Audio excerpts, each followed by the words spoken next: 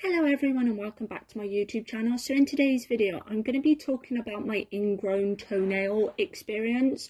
The reason why I'm doing this video is just for anyone that may go through this at some point in their life.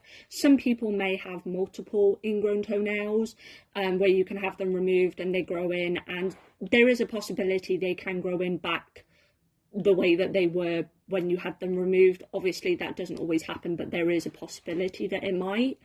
But I kind of just want to do this for educational purposes and also just so that people know if they are going to go through it, sort of what to expect.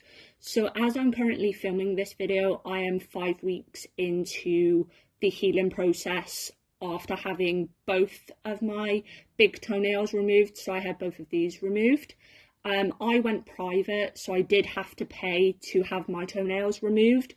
The reason why I went private is basically I tried to go to doctors about it and basically show them what my toenails look like. They basically just tried to palm me off and be like, it's not ingrown. One of my nails basically was snapped. So you had the bottom part, then it was snapped in the middle, and then another nail was growing sort of towards the top. And it was just like, well, you can't tell me that's not ingrown. Also, they were kind of yellow in colour. They just kept saying, oh, it's a fungal infection, it's a fungal infection. Just do this, this, this and this, and it should get better. And I was like, no, they need to come off. And everyone else that I knew that I'd spoken to also said, yeah, that needs to be removed. People that I knew that had also had ingrown toenails before and had theirs removed even said, yeah, that's an ingrown toenail.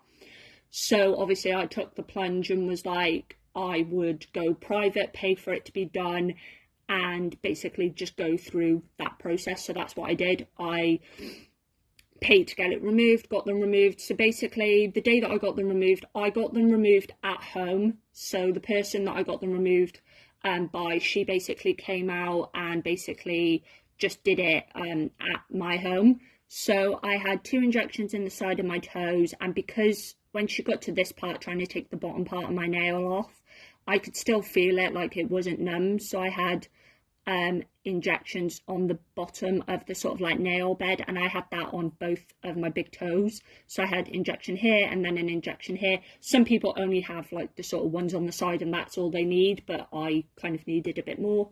That was fine.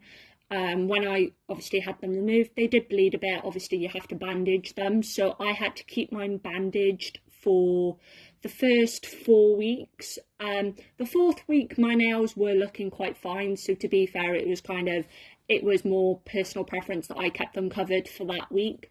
Now I don't, because they're healing fine. I send photos to the lady that did my ingrown toenails just so that she can see how they're healing, and it kind of saves me having to go and see her in a clinic, because obviously where I have work, obviously I work late afternoon into sort of like the evening, so it's just easier. And obviously she also has other clients that she has to deal with and stuff, so it was just easier just to do it through photos. So that's what the kind of process with me is. Obviously for other people, you would probably more get a checkup to see how they're doing. You may not get you know, multiple checkups. You normally get one right after you have them done, but I've kind of kept her updated with how mine are going. It was kind of a scary experience because I didn't really know what to expect, but I'm kind of glad I got them done, just because my nails were really bad before I got them done, and I knew that they just needed to come off, otherwise things would get worse. If they didn't, they would probably get more infected, and it wasn't very nice. Like, I didn't really want people to see my feet. Like, I didn't want to wear shoes that were like open toe shoes, because, you know, the colour of my nails wasn't very nice, the look of my nails weren't very nice.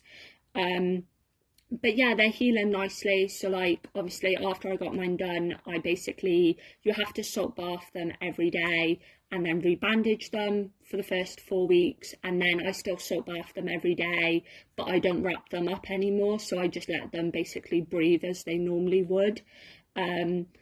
So yeah, that's basically my sort of experience with it. It wasn't as bad as what I expected it to be. Like, sometimes when you don't have something done before, you can always think it's going to be like really bad, but it really wasn't. I'm kind of surprised with it. Did hurt, don't get me wrong. When I had the injections, it did hurt, and when it wore off, It did hurt afterwards. I'm not the best with needles, so I don't have the best like pain tolerance when it comes to that, but I managed to do it and I'm glad that I did it.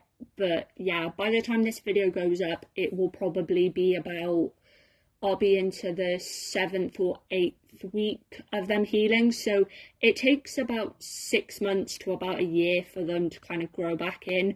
So I won't know until they start growing back in kind of if my nail will grow back in better than it was, or if it will grow back in kind of how it was. I'm kind of hoping they will be better, but obviously you never know until they start growing back in. But either way, I'm still glad I got them done, and I will see you in my next video.